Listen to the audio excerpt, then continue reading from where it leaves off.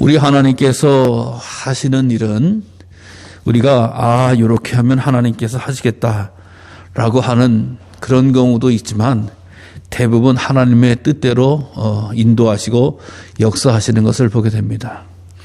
하나님은 꼭 똑똑하고 권세 있고 멋있고 부유한 집안의 사람만 사용하시는 것도 아니고 하나님은 때로는 아는 것도 없는 것 같고 힘도 없고 미천한 미력한 자이지만 하나님이 사용하시면 위대하게 사용하는 것을 보게 됩니다.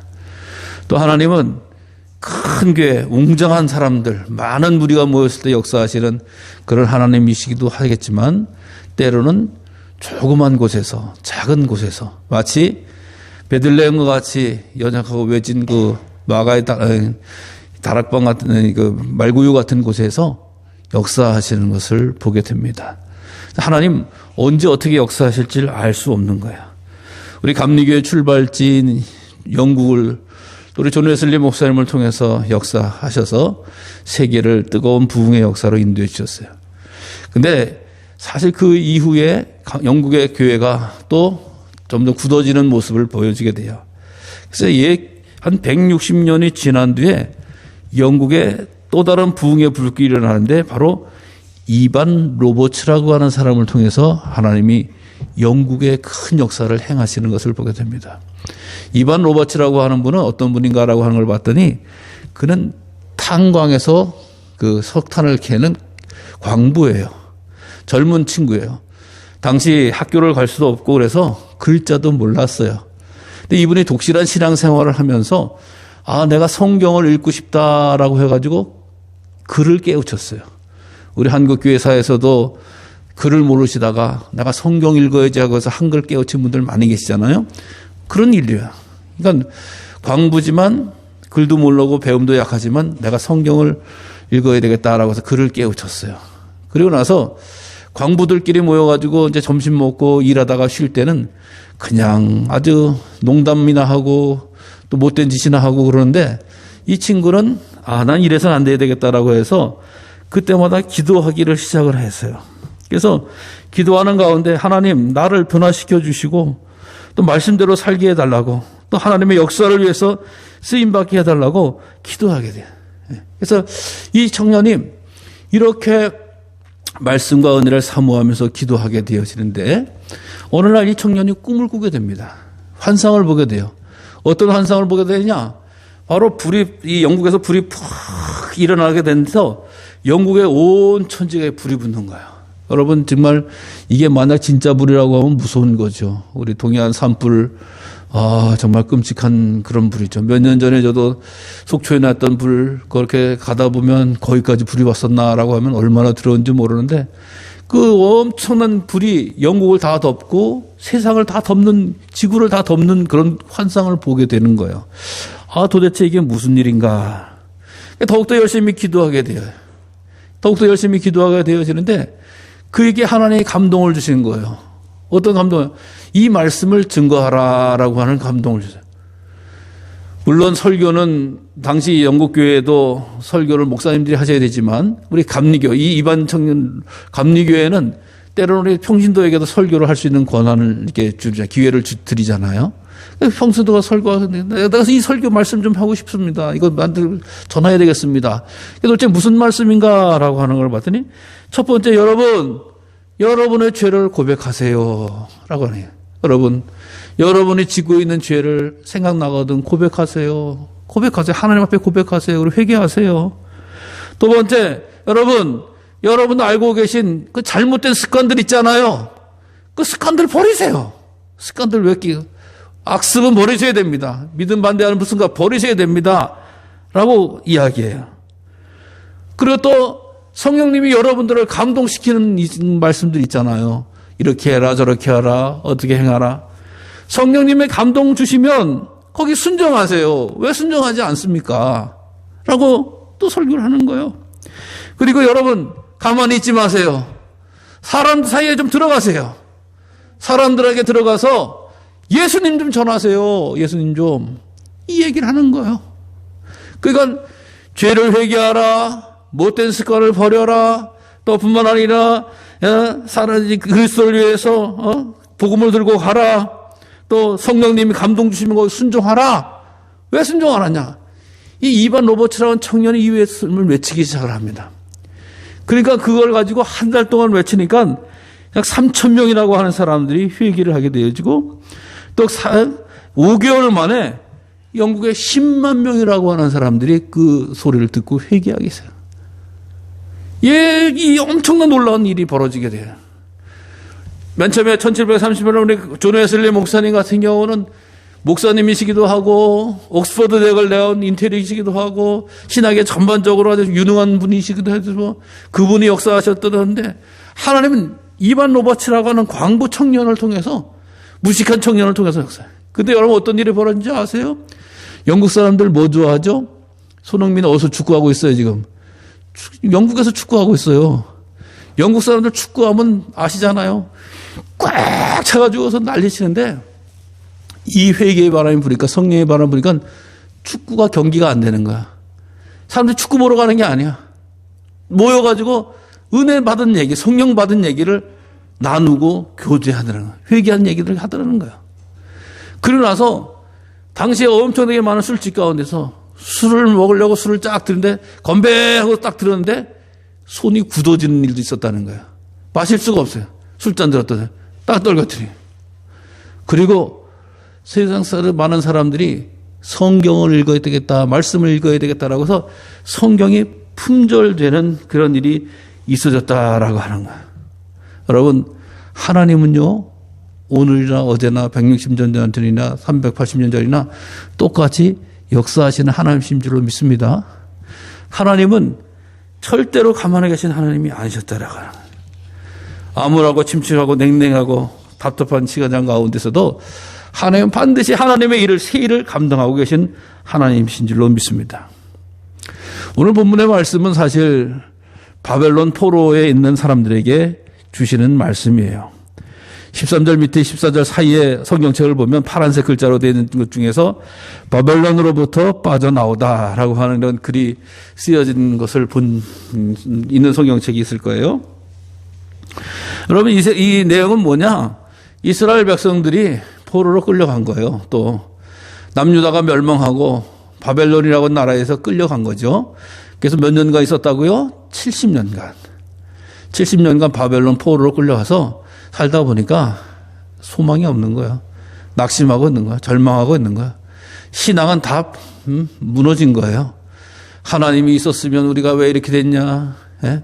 이제 우리가 그 바벨론이라고 큰 나라가 우리를 먹여 살려 덤볐으니 우린 여기서 이제 죽다가 이러다가 죽는가 보다. 여러 가지 낙심과 절망과 두려움 가운데서 있었던 것입니다. 그런데 이때 이사야가 등장을 해서 선포하는 거예요. 소망을 깨치는 거야.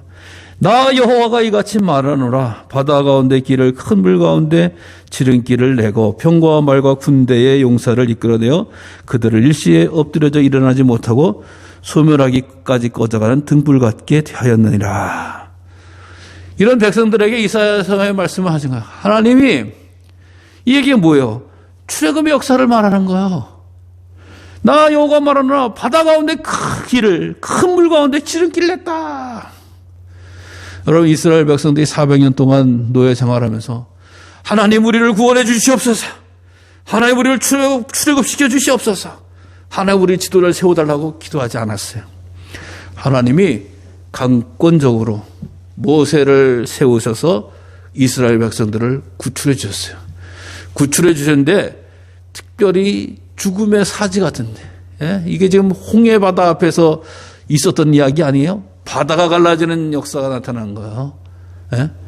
이스라엘 백성들이 출애굽을 할 때에 보내줬던 바로가 얼마나 화가 나는지 다시금 이스라엘 백성들 잡아들여야 되겠다, 돌이켜야 되겠다라고 해서 출애굽을 허락한 거를 반대하고 다 죽여버리려고 군대를 쫓아갔잖아요. 그러니까 뒤에서 살기 등등한 전차 군단이 쫓아오고 앞에는 바다가 가로막고 있었던 거예요.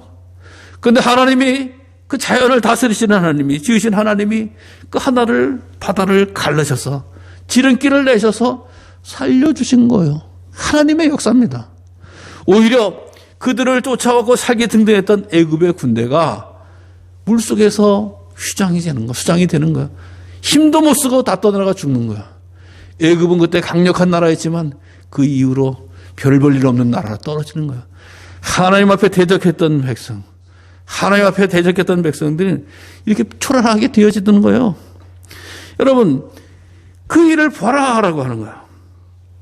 지금 400년 동안 있었던 노예들도 하나님이 구원해 주셨는데 지금 70년을 지나면서 너희들 낙심하고 절망하는 것은 출애굽의 역사를 기억하라라고 하는 거야. 하나님의 행하신 일을 바라보라라고 하는 거야. 여러분, 포기하고 있을 때, 낙심하고 있을 때, 절망하고 있을 때, 불신한 가운데 있을 때 하나님의 역사를 바라보라라고 이야기하는 거야. 이스라엘 백성들에게 늘 출애굽의 역사는 심령을 깨우는 말씀이에요. 백성들에게, 신앙인들에게 심령을 깨우는 거예요. 출애굽은 이스라엘 백성들의 노력에 의해서 된 게 아니에요. 하나님의 전적인 구원의 은혜를 통해서 이루어진 일이라고 하는 거예요. 구원의 은혜를 통해서, 먹고 입히시는 은혜를 통해서, 동행해 주시는 은혜를 통해서, 보호해 주는 은혜를 통해서, 전쟁에 승리하게 하는 은혜를 통해서 출애굽의 역사가 되어진 것이더라. 이스라엘 백성들이 잘나서, 무기가 많아서, 또 숫자가 많아서, 뭐 똑똑해서라고 하는 게 전혀 아니라고 하는 거예요. 이런 일들을 봐라라고 하는 거예요. 장차 하나님이 지금 포로 가운데, 절망 가운데, 비편한 가운데, 불신한 가운데 있는 자들에게 하나님의 일을 감당하겠다라고 하는 거예요. 근데 부탁하는 게 있어요. 18절, 너희는 이전 일을 기억하지 말며 옛날 일을 생각하지 말라. 여러분, 이전 일을 기억하지 말고 옛날 일을 생각하지 말라. 어떤 분들은 이 출애굽의 역사를 이어서 이 말씀을 한 걸 놓고 보고 출애굽의 역사를 이제 기억하지 말아야 되나? 생각하지 말아야 되나? 이렇게 해석을 하는 분도 있습니다만은 저는 다른 입장인 것 같아요. 다른 분의 입장은 또 뭐라고 이야기하느냐? 출애굽을 하기 전에 출애굽을 감당하면서 이 이스라엘 백성들이 그 노예로 살면서 있었던 일들, 쓰라린 과거에 대한 부분을 기억하지 말라라고 하는 뜻이라고 이야기합니다. 왜냐하면 항상 이스라엘 백성들은 믿음과 신앙에 문제가 있을 때 강력하게 깨우는 메시지가 출애굽을 기억하라는 거야. 나아가 홍해에서 건지신 하나님, 애굽에서 출애굽시킨 구원의 하나님을 기억하라고 성경은 계속 가르쳐주고 있어요. 그래서 그것을 기억하지 말라라고 하는 얘기가 아니라 그 당시에 살아가면서 겪었던 것을 기억하지 말라라고 하는 이야기인 것 같아요. 제가 볼 때도 그래요. 여러분, 왜 그러냐면 우리 인생을 살아가다 보면 잘못된 과거에 얽매여 있는 경우가 있어요. 여러분 40, 50, 80 살아가시면서 뭐 맨날 좋은 그런 일만 우리가 어떻게 경험했습니까? 살아가다 보면 정말 창피한 일도 경험하고 정말 쥐구멍이라도 들어가 싶은 일도 겪을 수도 있는 거고, 여러분 정말 내 자존심이 상했던 일도, 상처가 너무 깊었던 일도 있어요. 그러나 그거를 기억하지 말라라고 하는 거예요. 나쁜 일, 더러운 일, 추한 일, 아픈 일 기억하지 말라라고는, 예? 옛날 일을 생각하지 말라라고 하는 거예요. 여러분, 요즘 사람들에게 있어서 요즘 젊은이들이 괴로워하는 일 가운데 뭐 잊혀질 권리를 좀 달라. 무슨 얘기냐? 인터넷 공간이 있잖아요. 인터넷 공간에 자기가 글을 막 쓴다거나 그림을 보내거나 이걸 여러 개 하다 보면서 이게 자꾸 바뀌거든요. 그러면서 핸드폰도 바뀌거든요.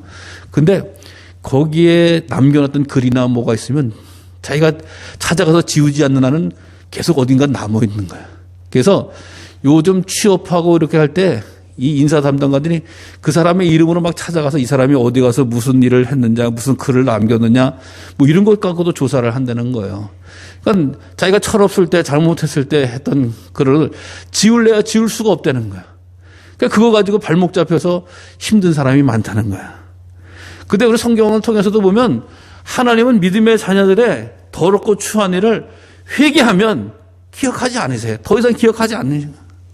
여러분은 우리가 알다시피 아브라함이라고 하는 분도 그가 자기가 살기 위해서 부인을 동생이라고 속였어요. 그리고 왕한테 뺏겼어요. 2번씩이나. 여러분, 그분이 믿음의 조상이라는 거예요. 또 어떻게 해요? 다윗과 같은 경우는 어떤 분이라고요? 다윗은 남의 부인을 훔쳐산 사람이에요. 간음한 자예요. 그 남편을 죽인 살인자예요. 근데 다윗을 오늘날에도 물론 간음과 살인죄를 지은 사람이라고 하지만 최고의 이스라엘 왕으로 우리는 더 기억을 합니다. 또 예수님의 제자라고 수제자라고 떵떵거리던 베드로도 보세요. 베드로 예수님 앞에 충성을 다할 것 같지만 나 예수님 몰라요. 난 그 사람 아닙니다. 예수님과 함께 있던 사람 아닙니다. 뻔뻔하게 소리 지르면서 예수님을 부인했던 일들을 있습니다. 또 아까도 말씀드렸지만 이스라엘 백성을 출애굽시켰던 담당했던 모세는요. 살인한 사람이었어요. 주먹 한 방으로 애굽 사람을 쳐 죽였다고요. 그러니까 도망간 거예요. 살인자가 도망돼서 도망간 거예요. 근데요. 하나님이 그를 어떻게 출애굽하는 귀한 일꾼으로 사용했다라고 하는 거예요. 또 바울과 같은 경우도 정말 스데반에 돌돌 맞아 죽을 때 그 앞에 살기 등등하게 나타났지만 나중에는 복음을 증거하는 사람으로. 여러분 이 모든 믿음의 조상들, 선교에 앞장섰던 사람들, 예수님의 제자들, 이 사람들이 과거 일에 기억하지 않고 옛날 일에 발목 잡히지 않았습니다. 하나님 앞에 자기 죄를 회개했어요. 돌이켰어요. 그리고 나서는 어떻게 해요? 주의 일을 감당했다라고 하는 거예요. 여러분 과거 일에 더 이상 발목 잡히지 마시기 바랍니다. 과거가 자꾸 나를 찔러요. 여러분 우리가 간혹 경쟁적인 사람들을 어렵게 이해하고 이야기할 때 하다 보면 아이고 지가 뭔데 옛날에 지가 뭐 어쩌고 저쩌고 옛날에는 어땠는데 이제 좀 뭐 살만하니까 뭐 하네 뭐 옛날에는 어땠는데 뭐 그래서 과거 일에 대해서 얼마나 함당을 하는지 알 수가 없어요. 여러분 그거는 절대 있어서는 안 된다라고 하는 거예요. 주님의 일에 감당하는 데 있어서 주님 앞에 고백하고 회개하고 고백하면 주님께서도 내가 다시 그거 기억하지 않을게 라고 용서해 주신 분이 바로 우리 주님이십니다. 그래서 옛날 일을 기억하지 말라라고 하는 이 말씀, 노예의 일로 힘들었던 일로 불신앙에 있던 일로 그것을 버린다고 늘 주의 은혜로 고백하면서 나아가라고 하는 이야기야. 그러면서 뭐라고 이야기하는? 이제 내가 새 일을 행하겠다. 새 일을 행하겠다. 그러면서 모든 백성들이 찬송할 만한 일을 감당하겠다.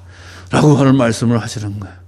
여러분, 주님께서 행하실 새 일이 무엇일까요? 이스라엘 백성들 가운데서 지금 포로에 있었던, 바벨론의 포로에 있던 바벨론 포로들에게는 새 일을 행하겠다. 니네 여기서 영원히 사는 거 아니야. 포로로서 살다가 인생 끝나는 거 아니야. 이스라엘 민족이 없어지는 백성이 되어지는 게 아니야.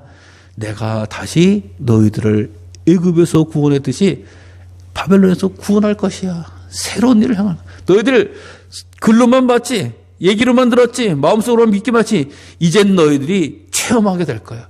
경험하게 될 거야. 겪게 될 거야. 라고 하면서 고백하고 선포하시는 말씀이라고 하는 거예요. 여러분, 하나님을 향해서 행하셨던 이 일들, 결국 어떻게 되셨어요? 70년 만에 이스라엘 백성들이 포로에서 귀환하는 은혜를 잊게 됩니다. 오늘 이 말씀은 어떤 말씀입니까? 오늘도 우리들이 살아가는 삶 가운데서 믿음의 자녀들이 신앙생활을 하다 보면 굳어질 때가 있는 거예요. 신앙에 대해서는 하나님이 옛날에는 하셨는데 오늘날은 안 하시는 것 같아. 하나님이 옛날에는 어땠는데 이런 것 같아. 라고 하는 이런 말씀을 하는 경우가 얼마나 많은지 알 수가 없어요. 그러면 우리 하나님은 어떤 하나님이십니까? 하나님은 늘 일하시고 행동하시는 하나님이세요. 하나님께서 일하시니 나도 일하신다고 예수님도 말씀하셨고요. 또 성경을 통해서 보면 하나님은 끊임없이 일을 하십니다. 어떤 일을요? 인간 구원의 일을 감당하시는 일이에요. 네.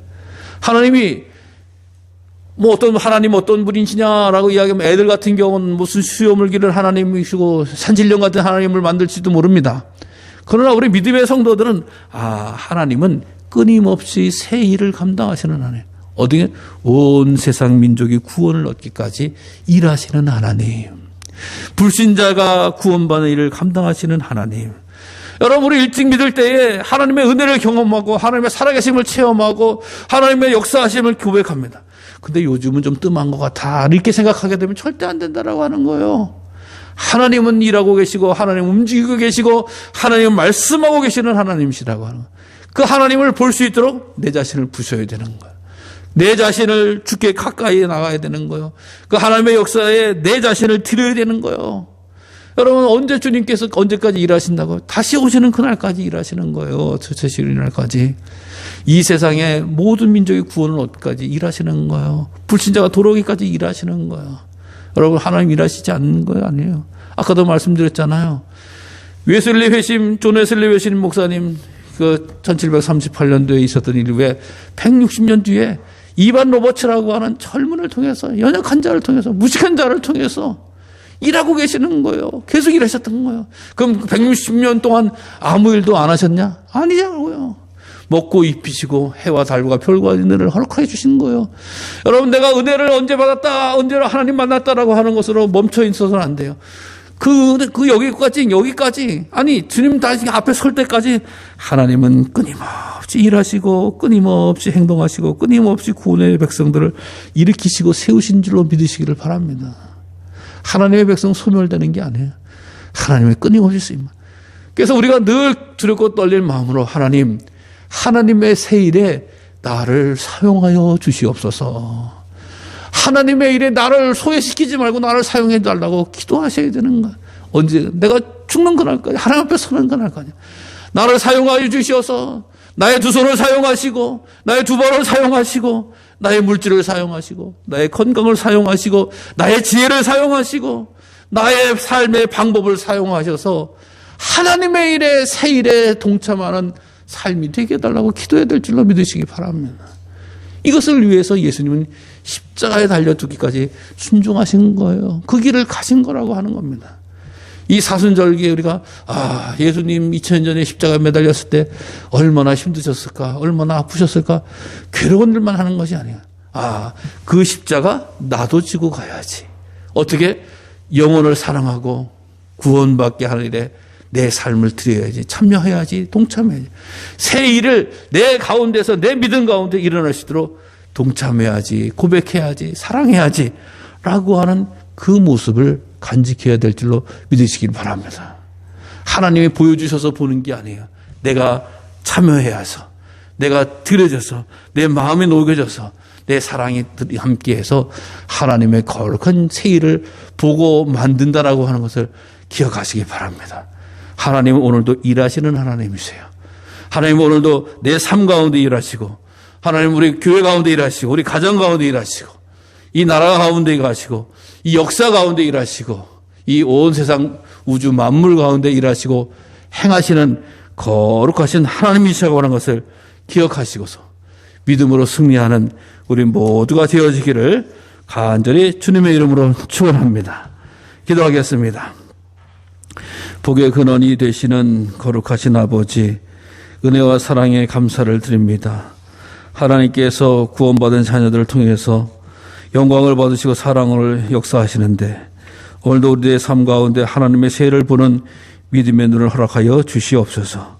우리 하나님은 졸지 않으시고 주무시지 않으시며 하나님의 구원 모든 백성 이르기까지, 만민이 구원에 이르기까지